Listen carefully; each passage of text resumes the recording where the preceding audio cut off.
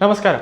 മൂന്നാം തവണയും അധികാരത്തിലേറിയ NDA സർക്കാരിന്റെ ആദ്യ ബഡ്ജറ്റ് അവതരിപ്പിക്കുകയാണ്. കേന്ദ്ര ധനകാര്യമന്ത്രി നിർമ്മലാ സീതാരാമനാണ് ബഡ്ജറ്റ് അവതരിപ്പിച്ചത്. പരമ്പരാഗതമായി നിലനിന്നിരുന്ന ബഡ്ജറ്റ് അവതരണം എല്ലാ രീതികളെയും പൊളിച്ചെഴുതിയാണ് NDA സർക്കാരിന്റെ ആദ്യം മുതലെയുള്ള ബഡ്ജറ്റ് അവതരണം. സാധാരണയായി ബഡ്ജറ്റ് അവതരണ ദിവസം ധനമന്ത്രിമാർ ബഡ്ജറ്റ് രേഖകൾ ചുവന്ന ബ്രീഫ് കേസിലാക്കി പാർലമെന്റിലേക്ക് എത്തുകയാണ് പതിവ്.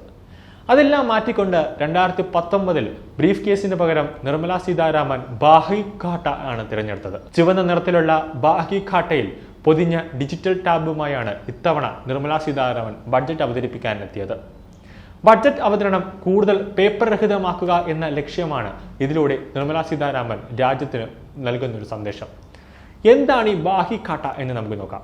2019 ബഡ്ജറ്റ് അവതരണത്തിനായി രേഖകൾ ചുവന്ന ബ്രീഫ് കേസിൽ കൊണ്ടുവരുന്ന സംവിധാനത്തിന് നിർമ്മലാ സീതാരാമൻ അന്ത്യം കുറിച്ചത്. പകരം അവർ ബാഹി ഖാട്ട അഥവാ തുണി കൊണ്ടുള്ള ബാഗ് ഉപയോഗിക്കുന്ന ഒരു രീതിയായിരുന്നു നിർമ്മലാ സീതാരാമൻ എടുത്തത്. കൊളോണിയൽ പാരമ്പര്യം പിന്തുടരുന്നത് ഒഴിവാക്കുന്നതിന്റെ ഭാഗമായിരുന്നു ഈ തീരുമാനം.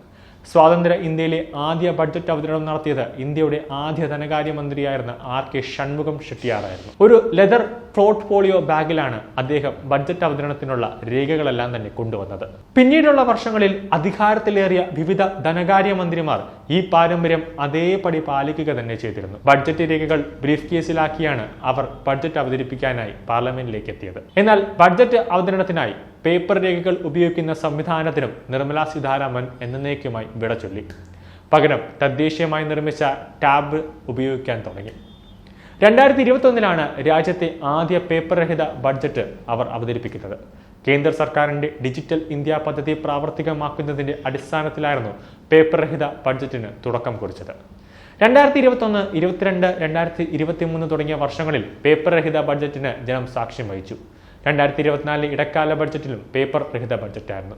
ഇക്കഴിഞ്ഞ ഫെബ്രുവരി 1 കേന്ദ്ര സർക്കാർ ഇടക്കാല ബഡ്ജറ്റ് അവതരിപ്പിച്ചത്. അങ്ങനെ നരേന്ദ്രമോദി സർക്കാർ അധികാരത്തിലേറിയത് മുതൽ ബഡ്ജറ്റിൽ പേപ്പർ രഹിത ബഡ്ജറ്റ് കൊണ്ടുവരുന്നതും ബഡ്ജറ്റിന്റെ സമയക്രമങ്ങൾ വരെ കൊളോണിയൽ ആയിരുന്ന സമയക്രമങ്ങൾ വരെ എല്ലാം എടുത്തു മാറ്റി ഇന്ത്യയിൽ അവർ തന്നെ ഓരോ പേപ്പർ രഹിത ബഡ്ജറ്റ് ഉപയോഗിച്ചിരുന്നു. അതിനെ മാറ്റി ടാബാക്കുന്നു.